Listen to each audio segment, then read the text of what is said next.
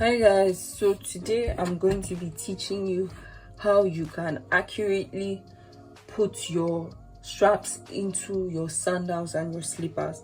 So a lot of people who want to make shoes, they make the mistake of not placing their straps properly on the last, and if they in turn place it wrongly on the last and they bore the holes where they put their straps in their slippers wrongly as well, it will never fit the person's leg, and you just keep having issues upon issues, like, oh, it's not comfortable, it's not sitting well, all of those kind of things. So you need to accurately learn how to fix the straps of your shoes into the nora itself, or where to mark rather, so you can bore your holes well. So first thing I'm going to do is I'm going to be teaching you guys some very important points on your legs or your last. So for whatever shoe design you're doing, you need to know where your little toe is. Your little toe is somewhere from here to here, right? Your big toe is this one. Then your arc is from here to here. Do you understand? Your arc is from this part of the mold to this part. For proper demonstration, let me use one of my straps. See, if this was to be on somebody's leg, right, I'm going to place it here, and okay, let me try this down a bit. So from here to here, this is like your arc. Can you see? Obviously, ideally on the person's leg, this will be where the person's ankle is. Can you see? Because this is where the person's leg is supposed to be, like the other part of the person's foot. And then this will be your ankle. This will be another ankle, right? By the two sides. So you have to understand these parts of your shoe. Your small toe will be somewhere here. Can you notice? If you even check your leg, no matter how cute your leg is, it's very rare that all your toes are, I don't think I've ever seen that all your toes are on the same length. No. So your little toe is somewhere down here, your big toe is here, and then your ankle behind will show you where your back straps will be for the arc. Can you see? And they are here. I didn't put it up here, I put it just here. Give just a little space, right, for you to see that. So these are the very important points on your last that you need to take note of before you even start fixing anything on the mold. The idea is that this mold is supposed to be a representation of the person's leg, and that's why we have them in different sizes: 40, 39, 38, 41, 42, up to 45, 46, depending on what you want to do. So this particular person that I'm making their shoe wears a size 40, right? So I'm going to be using this mold to do my lacing, right? To just not necessarily last, but to fix it on the mold, to see where I am going to bore my holes on the slippers, on my nora, right? Before I start cutting anything, I'm going to fit it here. So let's get straight into it. So since I'm going to be showing you guys how to do this with one leg, I'm going to be using the straps for one leg, which is 1, 2, 3. But ideally, when you're cutting your strap, you should know that for this particular design, each leg has 3 straps, and since each leg has 3 straps, you're going to need a total of 6 straps, right? Or let's get into it for this particular mold. So the first thing I need is my gum, which I'm going to get, and then we're going to begin lacing, lacing on the mold so we can bore our holes.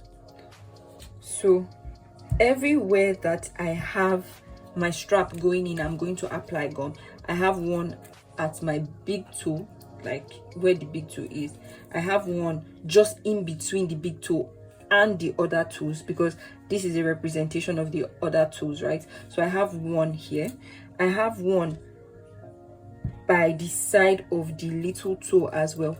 I have another one just under the little toe as well. I'm going to still also attach a picture of this to this video, of the shoe rather, to this video. I have one here, and one here. The easiest way to do it is, when you're doing that, just try and remember that the first strap goes from here to somewhere like here. Make sure there's gum there.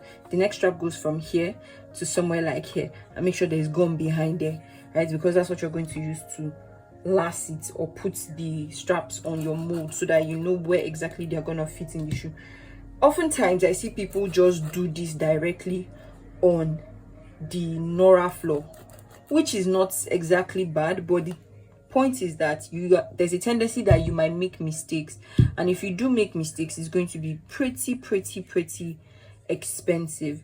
The next thing I'm going to do after doing that is, you want to reduce your straps, but you don't want to make them too short, because remember that you've not put it in the floor and you're not lasting it, like putting the final closure on this. You're just trying to get where exactly you're going to bore your holes and cut through, so you don't want to make your straps too short. In fact, I wouldn't even really suggest cutting it, but then this one is like a little bit long. But let's just go ahead. So you can see the first strap, what I did was I put it across so that I can see where exactly I'm going to apply my gum, right? I'm not necessarily working for positioning right now to get the actual position, but I just want to know where I'm applying gum on the edges, right? So this is one, this is another one. This strap is shorter, so it will be the one holding the smaller toes together. And then there's this guy.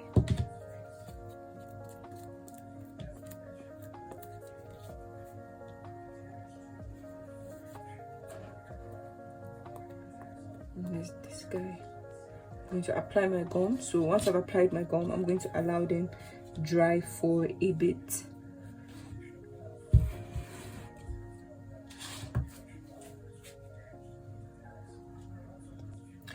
Alright, so once you check and your straps are a bit dry, like this is okay enough, right? The next thing you're going to do is you're going to now start placing them on your mold, so you can get where exactly to bore or cut through on your Nora to fit them in. I'm going to start with this strap in the middle. Now, if you notice, it's not straight in that picture. It's not like this. It's not like this. It's not straight. It's slanting. Those are some of the things you need to take note of when you're doing, because if I do it like this, that's how it's going to be when I bore my hole. It's going to enter like this and it won't fit. Now remember, we said that there are 4 points you need to take note of: the small toe, the big toe, the arc, which is the 2 ankles, right? You take the 2 ankles, you take note of that. So what you're gonna do is you put this here, and you can see I'm slanting it a bit. Why? Because I'm taking cognizance, or I'm trying to pay respect to that small toe. So I'm going to first close that, and then I'm going to pull the front as well and close. So I have something like this at the back, but guess what? I'm paying attention to the little toe that is behind, right? You can see slanting. The next thing I'm going to do is I'll pick the second strap, right, and I'll put it just behind it. Now if it was like this in the picture that I saw, like if there was no space, you can, how will you be able to tell from where this strap is, the first strap we placed? If this one is directly behind it, it would look something like this.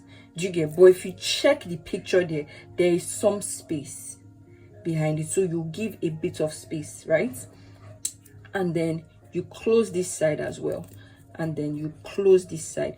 Now notice that they are like beside each other, right? And they are following the same pattern. Okay, so we're paying respect to what? Big toe, little toe, right? And when we're done with that, we will now fix the back strap. Now notice when I want to fix the strap on the arc, like I said, I didn't start from here, right? You want to, it's not like you are lasting the shoe now. You're trying to get the markings where you're going to put it in the floor, so you don't have to, especially for those people who use like one mold to make multiple sizes. Now is not the time to start adjusting the back. If you do this, you will miss the point and it will still see. If you do something like this now, or if you even do something like this, you will come and put this strap behind, and here is too low, so it's either going to be oversized or you're going to be uncomfortable. The person's leg will not enter, because that shoe is for a size 40. Do you get?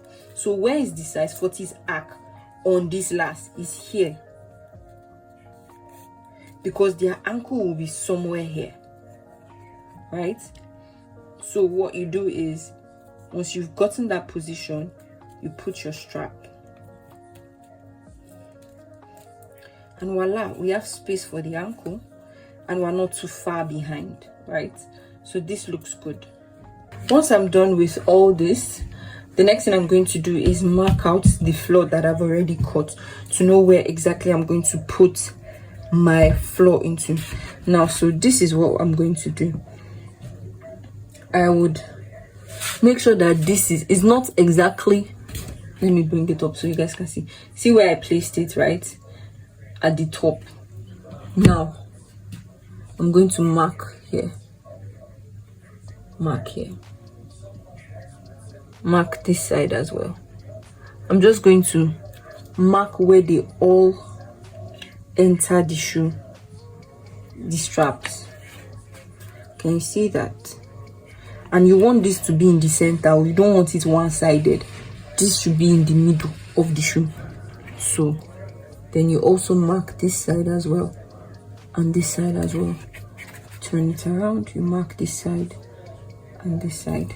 So once you're done marking everything, as you can clearly see now, you can see where the molds are, the straps are supposed to enter. Also notice, like this, right, this is higher and this is a little lower, because your hand is not necessarily accurate, especially for those which are on straight lines. So you might still have to do some adjustments. So what I would do is, I think I prefer the one that is up, right? Simply because if I bring it down, if I move this strap below, right, it is going to hinder the person's full length from entering. For instance, if this strap is too behind and is blocking the arc, the person's leg may enter and hang, halfway. That's something you need to take note of. So make sure that there is usually enough space behind, not too much, just okay. And that's why you use your mold the way I told you to set it on your mold, right? So you take this other strap and then you put it, I want to use the one that is on top, although you can see that the difference is not so much like that, right? But I want to use the one on top, so I'm going to mark it with the second strap, since both straps are the same size, right? So I've done that. What to do is, I'm going to take this guy. The next thing I'm going to do is, I'm going to take this guy and then I'm going to use it to check the positioning of this as well. Now, because these straps are not straight, they're not going to be the exact same width when I marked them here. So I'm going to have to use this other strap now to adjust it. If not, I will end up boring the hole. It's kind of something like this now. See where this one is, but originally it was here and here.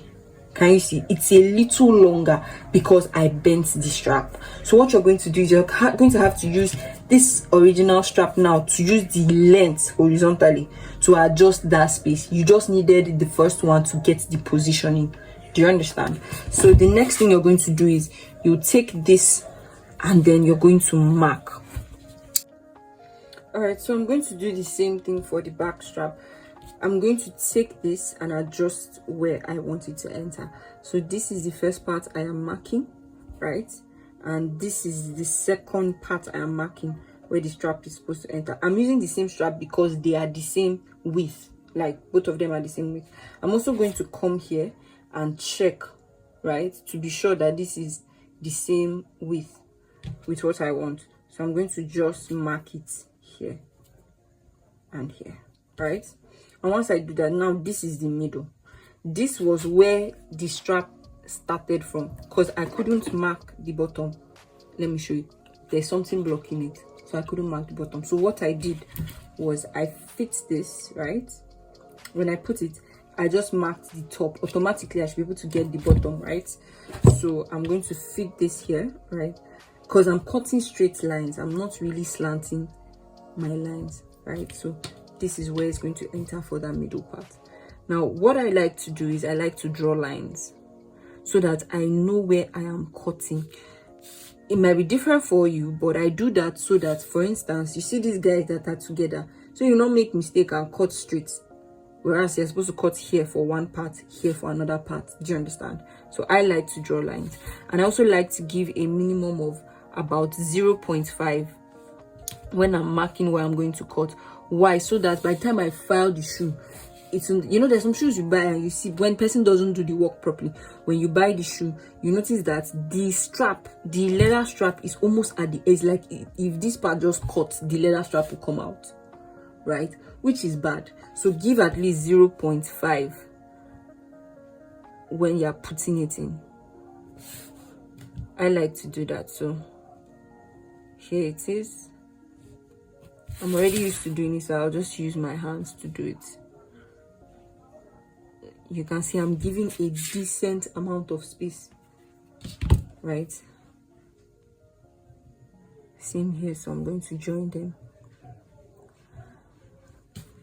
And this is what it looks like.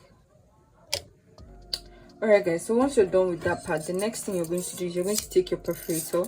Yours might not look like this. It might be the one that is just one punch that's there and it looks like a nail. That's also fine.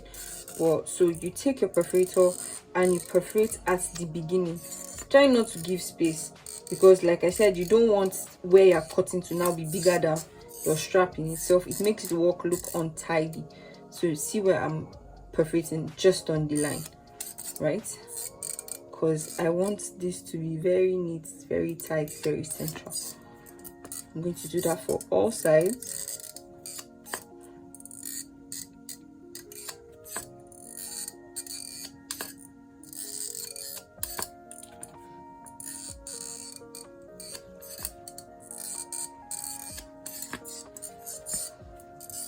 This part now is inside, so I can't really reach. So what I'm going to do is I'll bend this. I'll bend it and make sure that I'm fitting it exactly where I want it to be. Did you see that? Yep. Voila. We're done. So once you're done with this leg, you're going to use this to mark the second leg. So once I get the second Nora, I'm going to put them side by side and I'm going to mark through all the holes. Why? Because I want it to be accurate. You don't want to do the same process from the beginning and then your measure, like where you're putting in the holes or you're cutting, will now not be the same. The idea is the two legs of your shoes should be identical. Let me just put it that way. If you guys can see it, so I've marked the same spots and I'm going to bore holes, exactly do what I did the first time here as well. Next thing I'm going to do is I'm going to cut through these parts where I'm going to pass my strap. So once we're here, I'm going to take this off.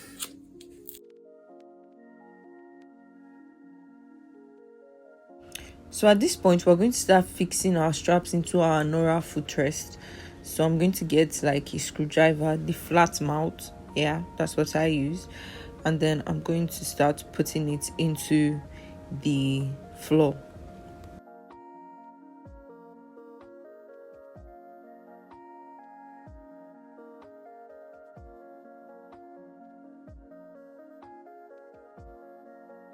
So now that we're done putting in all our straps into the floor, we're going to put the mold in the shoe right now, and then we're going to start adjusting the straps. This is me trying to last it. Now this last is a size 40 and the shoe that I'm making in the picture is also size 40. So all I have to do is make sure that this mold and my straps fit properly. So you can see I'm trying to make sure that I last it and it lays perfectly on the shoe. So because the owner of this shoe wears a size 40 and my last is also a size 40, it fits perfectly. I don't need any space in between my straps, which means it fits perfectly and we're good to go. So now that we've secured our straps on the Nora floor, what we're going to do is reduce the excess straps and then we're going to apply gum to make sure that we can close the shoe.